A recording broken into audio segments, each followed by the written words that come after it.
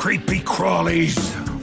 Creepy crawlies. Everybody hates those little creepy crawlies. They tickle and they bite. Ooh. They sneak around at night. Oh. Everything about them is just not right. Those little creepy crawlies.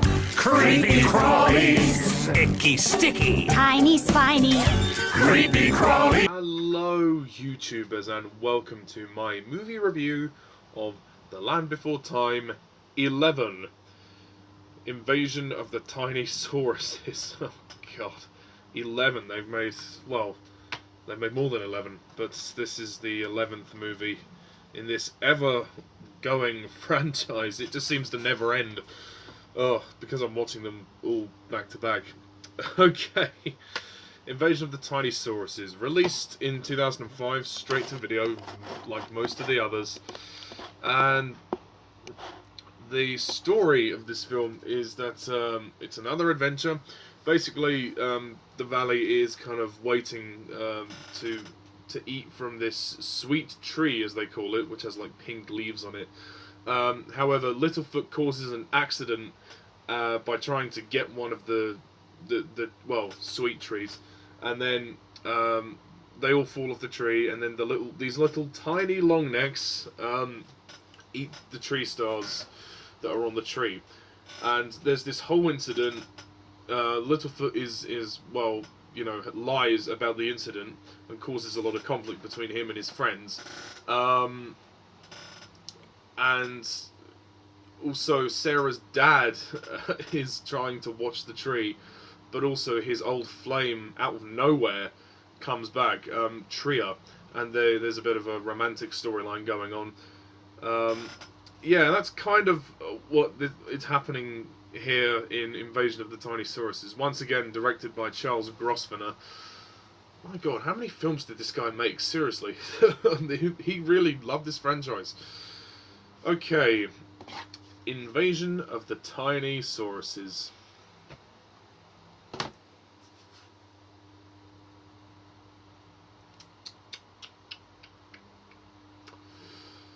What a disappointment. I feel at this point that the Land Before Time series has really gone on too long. I really felt that these movies should have stopped at 10. They really should have done. They really should have stopped at 10. Because, this...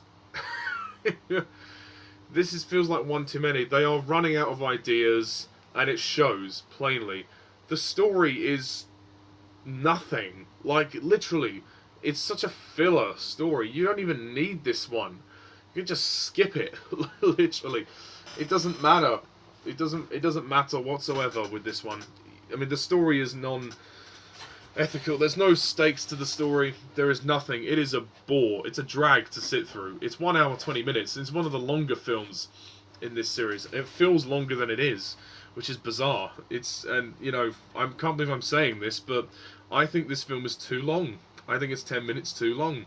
There's a lot of scenes which drag, and for the most part, I'm just bored watching this film. There's nothing completely exciting that happens in this movie. The romance, I think, is absolutely bullcrap. Like, what the hell? Like, Sarah's dad? Of all the people you give a romance to, you give a romance to Sarah's dad. I mean, what the hell? It's just bizarre. I don't understand, and it goes nowhere. Basically, there's a bit of a relationship, and then it all ends because he wants to kill the little Tinysauruses, and then she's like, "Oh no, you can't do that. I used to like you, but not anymore." It's just so bad, so badly written. And then there's this whole tension between Sarah and the girlfriend, which of course resolves itself. This movie's slightly predictable as well. In that sense, you can tell where it's going to go. As well, with the main story, with the tension between Littlefoot and his friends, I wouldn't mind it if it was justifiable. I actually think that Ducky, Spike, and Petrie they're being real dicks to Littlefoot. They actually even take the piss out of him at one point for being small. Well, Sarah does, and then they join in.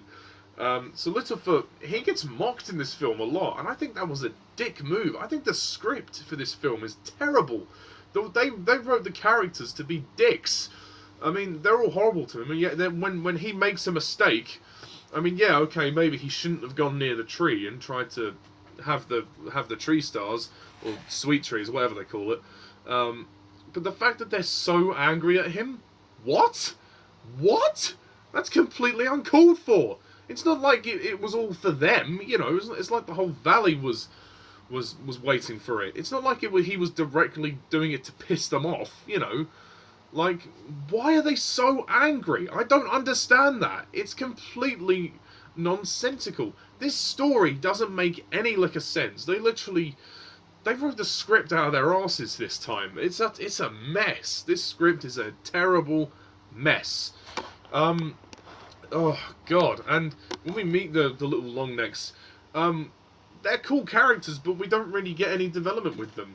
We know sort of like that they've kind of obviously come and invaded the valley, but we don't get any idea as to where they've come from. At least, not, well, if we did, I wasn't paying attention because the movie was so boring. Yeah, and as for the songs, well, the Creepy Crawlies one isn't bad, but they don't sing it very well. Then there's the other song about dad problems or something, and then the last song, oh god, the last song is terrible.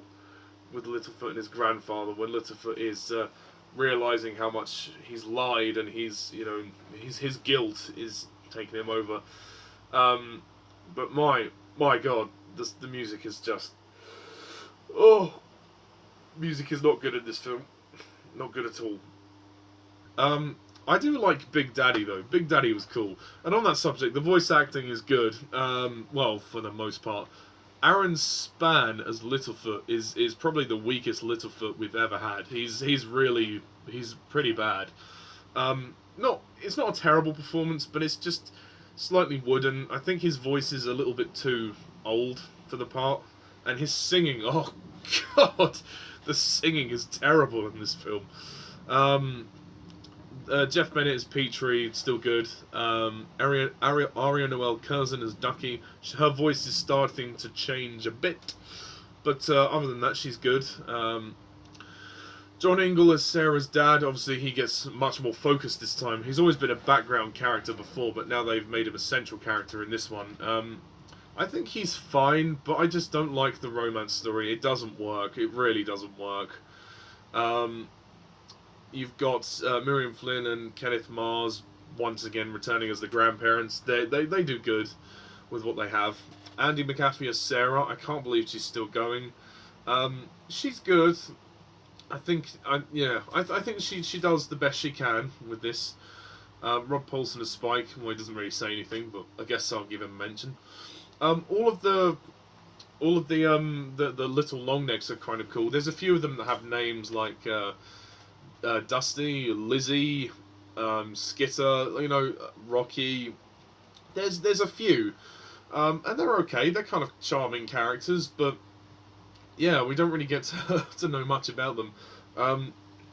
We kind of see Littlefoot sneaking off in the nighttime to try and feed them, so that the herd don't find out about that. But obviously his friends eventually find out, and then there we go.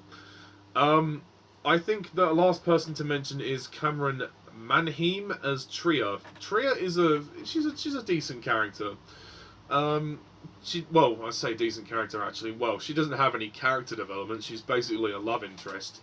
There could have been some explanation as to how the two of them actually met. She just literally appears. I'm not even joking. She literally appears out of nowhere, and comes into the story. Like, she just literally finds Sarah's dad, and she calls him Topsy for some stupid reason. I don't know why he's called that, but whatever. And it seems to really aggravate Sarah. Sarah really goes angry in this. I mean, if you thought Sarah was angry before, you ain't seen nothing yet. She's very angry in this story. God. So, yeah. And, I mean, the animation is nice, bar some really weird-looking CGI. I don't mind the animation. It's actually not that bad to look at. It's just and the music is fine. It's the same music as before, but the story is nothing. It drags on for ages. There's no stakes to the plot. The climax is nothing. They literally, Littlefoot's got to stop Sarah's dad and the other dinosaur from sealing off the entrance to the underground with the big boulder. But there's no stakes. I mean, Michael Clarke Duncan is Big Daddy. I mean, he's kind of funny. Michael Clarke Duncan, a very famous actor, passed away now, sadly. He's the guy with the booming voice like this. Michael Clarke Duncan. He talks with this very deep voice. I mean, and he's this tiny little long neck, and he's the smallest one of them all, and he's called Big Daddy, which is kind of funny. You would think that he was going to be some kind of antagonist, but no. I think they kind of hint towards it, but it never really goes anywhere. So, all in all, I mean, there's not much to say about this one. It's a bit of a mess, really. I think they should have stopped at 10.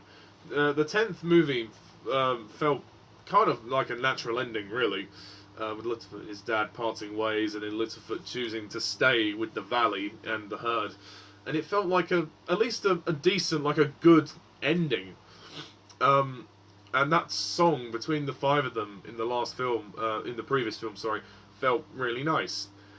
This is totally unnecessary, and I didn't like it, to be perfectly honest. I didn't really enjoy it. This could potentially be the weakest one I've seen so far. It's really not great. And I've heard from a few people that the forthcoming films aren't particularly great either. So there's 3 more of these movies to go. 3 more. Oh god, these films go on forever. So yeah, I'm gonna score this film a 4 out of 10. Creepy crawlies. Creepy crawlies. Everybody hates those little creepy crawlies. They tickle and they bite. Ooh. They sneak around at night. Ooh. Everything about them is just not right. Those little Yep, really not good. I didn't enjoy it. Yeah, so that's my review of Invasion of the Tinysauruses. Stay tuned for next time when I review The Great Day of the Flyers, which is the 12th movie. I can't believe there are 14 films, it's insane. And then there's only 2 more to go. So, yes, thank you everybody all for watching this review. I'm Mr. TARDIS11, thank you very much for watching. See ya.